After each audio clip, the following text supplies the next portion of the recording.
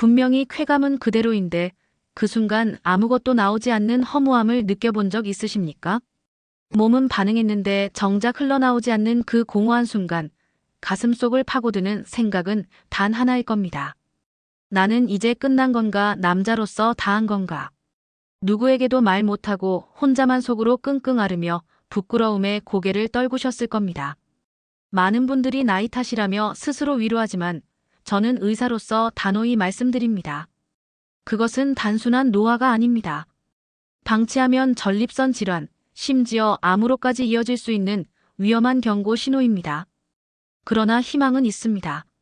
지금부터 말씀드릴 단 3가지 방법만 제대로 지켜주신다면 단 일주일 안에 달라진 몸을 직접 확인하실 수 있습니다.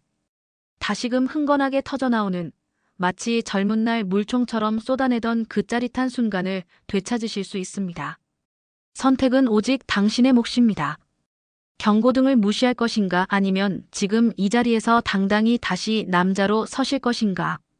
저는 수십 년 동안 진료실에서 같은 고민을 반복하신 분들을 수없이 만났고 생활 습관과 순환 관리만으로도 놀랄 만큼 달라지는 과정을 곁에서 보아왔습니다. 오늘은 약이나 고가의 보조제에 기대지 않고 집에서 바로 시작할 수 있는 방법을 차분히 안내드리겠습니다. 이 내용은 일반적인 건강 정보입니다. 당뇨나 고혈압, 전립선 질환을 진단받았거나 약을 복용 중이시라면 반드시 담당 주치의와 상의해 개인에 맞게 조절하시길 권합니다. 먼저 몸에서 실제로 무슨 일이 일어나는지부터 짚겠습니다. 정액은 고안에서 만들어지는 정자만으로 완성되지 않습니다. 골반 안쪽에 자리한 정낭과 전립선이 각각의 액체를 더해 농도를 맞추고 질감을 완성합니다. 나이가 들수록 장시간 앉아있는 습관, 운동량 감소, 만성 탈수, 대사질환, 특정 약물의 영향이 겹치면 골반 깊은 곳에 혈류가 서서히 느려집니다. 에너지가 부족해지면 정낭과 전립선은 제 역할을 충분히 하지 못하고 결과적으로 양이 줄거나 거의 배출되지 않는 날이 생깁니다. 또 하나, 사정된 액체가 요도로 나가지 못하고 방광 쪽으로 역류하는 현상도 있습니다. 관계 후 소변이 탁해지거나 거품이 많아진다면 역행 사정을 의심해 볼 수 있습니다. 이처럼 원인은 하나가 아니라 여러 가지가 겹쳐 나타납니다. 그래서 한 번의 처방으로 끝내기보다는 생활 루틴 전체를 정리하는 쪽이 안전하고 오래갑니다. 실제 사례를 들려드리겠습니다. 교직에서 은퇴하신 이른의 선생님은 몇 달 동안 메마른 사정을 반복하며 자신감을 잃어버렸습니다. 검사에서 심각한 이상은 없었지만 탈수, 오래 앉아있는 습관, 저녁 늦은 술, 그리고 전립선 비대에 쓰시던 약의 영향이 겹쳐 있었습니다.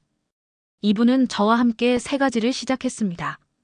하루에 4번 5분씩 일어나 걷기, 잠들기 전 골반 순환 루틴, 그리고 저녁 식탁 정리. 3주 만에 배출감이 돌아왔고 2달 뒤에는 불안이 사라지니 아내와 대화가 다시 편안해졌다라는 말씀을 주셨습니다. 또 다른 분은 택시 운전 일을 하시며 하루 10시간 이상을 앉아 보내던 66의 어르신이었습니다.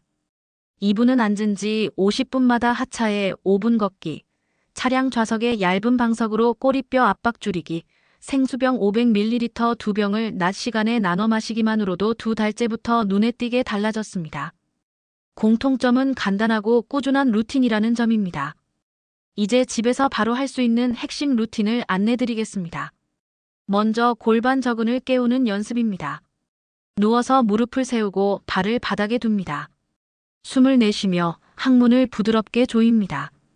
소변을 참을 때 쓰는 근육을 떠올리면 감이 잡힙니다. 5초 동안 유지하고 5초 쉬는 것을 10회, 하루 3번 실시합니다. 힘을 과하게 주면 허벅지와 엉덩이만 뻐근해지므로 상체와 어깨 힘은 빼고 호흡을 고르게 유지하는 것이 중요합니다. 익숙해지면 10초 유지로 늘리고 앉아서도 서서도 틈틈이 시행해 주세요. 다음은 순환을 크게 돕는 다리 들기와 엉덩이 들기입니다. 누운 자세에서 한쪽 무릎을 가슴 쪽으로 당겨 10초 유지, 반대쪽도 시행합니다. 이어서 엉덩이를 서서히 들어 어깨에서 무릎까지가 일직선이 되도록 만든 뒤 3초 유지하고 천천히 내립니다. 10회 반복합니다. 마지막으로 종아리를 길게 늘리는 스트레치를 더합니다. 벽을 짚고 한 발은 뒤로 보내 뒤꿈치를 바닥에 붙인 채 20초 유지, 반대쪽도 시행합니다. 이 세 동작을 묶어 잠자리 전에 7분만 투자해보세요. 혈류가 가장 필요할 시간에 가장 깊은 곳까지 따뜻함이 닿는 것을 스스로 느끼실 겁니다. 좌욕은 짧고 규칙적으로 하는 쪽이 좋습니다. 따뜻한 물이 엉덩이와 하복부를 충분히 덮도록 하고 40도 안팎 8분에서 10분이면 충분합니다. 너무 뜨겁게 오래 있으면 오히려 피로가 쌓입니다. 좌욕 중에는 항문을 5초 조였다가 5초 푸는 동작을 가볍게 반복해주세요. 평소 소변이 시원치 않거나 아랫배가 묵직한 분에게 많은 도움이 됩니다. 단 급성 염증이 의심되거나 열이 있을 때는 좌욕을 피하고 진료를 먼저 받습니다. 물은 낮에 나눠 마시는 것이 핵심입니다. 하루 총량을 개인 상태에 맞춰 잡되 심장이나 신장 질환이 없는 일반 어르신이라면 1.5리터에서 2리터를 목표로 하되 오전과 오후 초반에 분산해 마시고 밤에는 반 컵 정도로 줄입니다. 대낮에는 몸이 건조해지기 쉬운데 그때 물을 건너뛰면 저녁 이후에 갈증이 몰려와 한꺼번에 마시게 되고 밤사이 잦은 소변으로 수면과 순환 모두가 흐트러집니다. 커피와 알코올은 몸에 물을 빼앗습니다. 낮에 커피를 드신다면 물 한 컵을 더해주세요. 저녁 늦은 술은 다음날 새벽에 탈수와 혈압 상승, 순환장애로 이어집니다. 주말이라도 예외를 두지 않는 것이 중요합니다. 약물은 의외의 복병입니다. 전립선 비대증에 흔히 쓰는 일부 약, 탈모 치료제, 몇몇 항우울제는 사정량을 줄이거나 역행 사정을 유발하기도 합니다. 임의로 중단하면 더 큰 문제가 생길 수 있으니 반드시 처방한 의사와 상의해 대체 가능 약물이나 용량 조절을 논의하십시오. 당뇨, 갑상선 문제, 신경병증이 있는 경우에도 영향을 받을 수 있습니다. 이때는 혈당, 갑상선 기능, 신경 상태를 정리하며 순환 루틴을 병행해야 효과가 분명합니다. 식탁은 어렵지 않게 바꿀 수 있습니다. 아연이 풍부한 음식이 첫째입니다. 제철굴이 대표적이지만 접근이 어렵다면 호박씨, 참깨, 두부와 같은 손쉬운 대안을 챙겨주세요. 매 끼니 단백질을 충분히 드는 것이 둘째입니다. 두부와 달걀, 제철 생선은 근육과 효소를 돌려주며 회복을 돕습니다. 붉은 고기는 주 1회 100g 안팎이면 충분합니다. 셋째로 라이코펜은 전립선의 든든한 우산입니다. 토마토를 기름에 가볍게 익히면 흡수율이 올라갑니다. 올리브유로 볶은 토마토에 양파와 마늘을 더해 반찬으로 자주 올려보세요.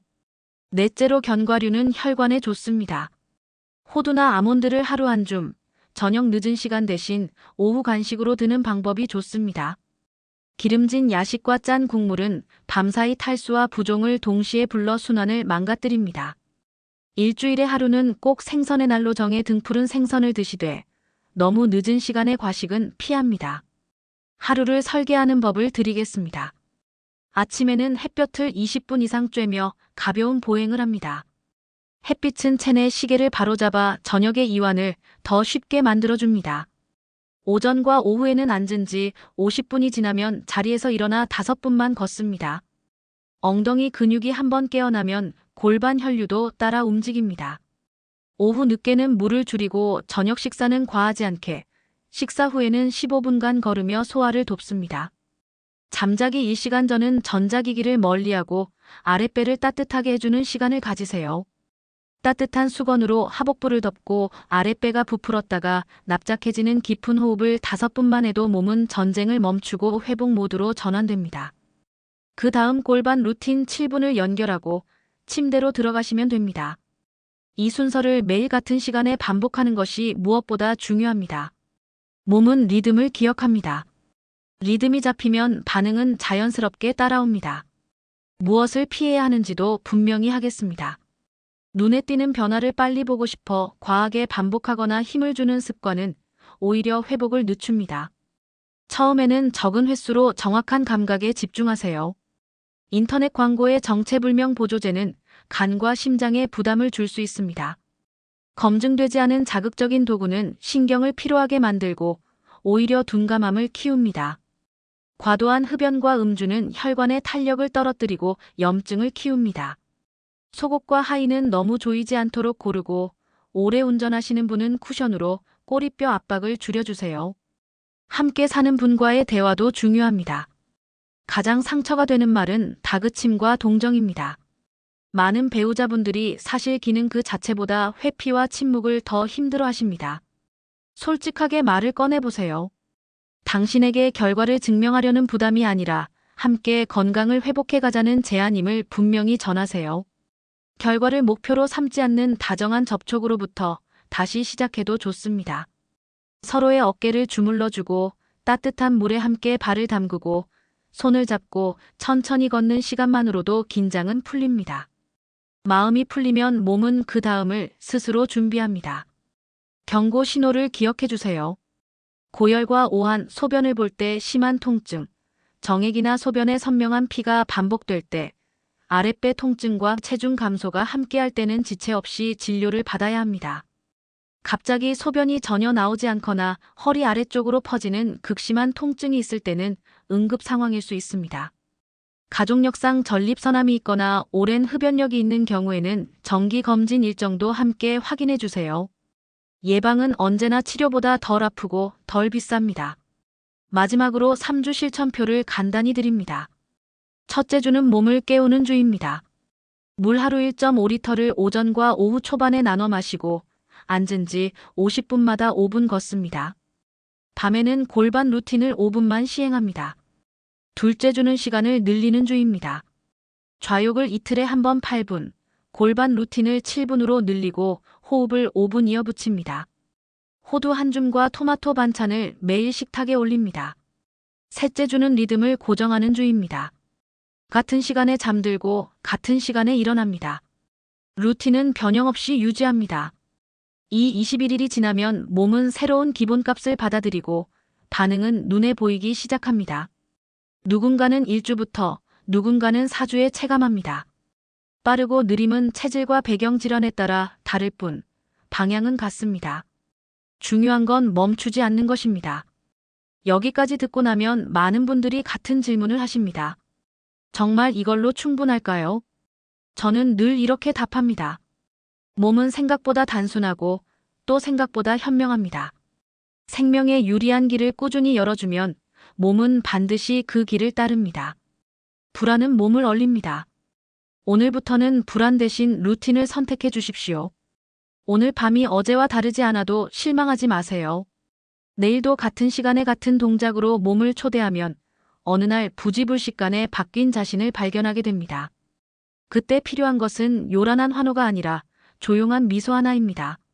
수고했다, 잘하고 있다. 그 한마디가 다음 3주를 또 견인합니다. 이제 부탁드립니다. 오늘 들으신 내용이 도움이 되었다면 메모장에 당신만의 루틴을 간단히 적어 침대 머리맡에 붙여두세요. 물잔, 얇은 수건, 알람 시계, 작은 체크박스면 충분합니다.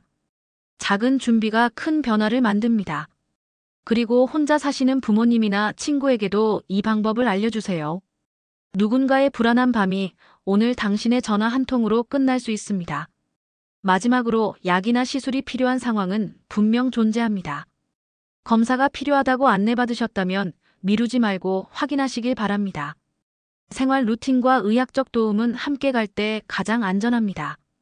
당신의 몸은 당신 편입니다. 너무 오래 걱정만 하셨습니다. 오늘은 걱정을 내려놓고 몸을 믿어주십시오. 물을 나눠 마시고 숨을 천천히 쉬고 골반을 부드럽게 깨우고 따뜻한 식탁을 준비하면 됩니다. 이 간단한 일들이 쌓여 사라졌던 자신감과 편안함이 제자리로 돌아옵니다. 저는 라디오 앞에 당신이 오늘 밤 조금 더 편안히 잠들기를, 그리고 내일 아침 어제보다 가벼운 걸음으로 하루를 시작하시길 진심으로 응원합니다.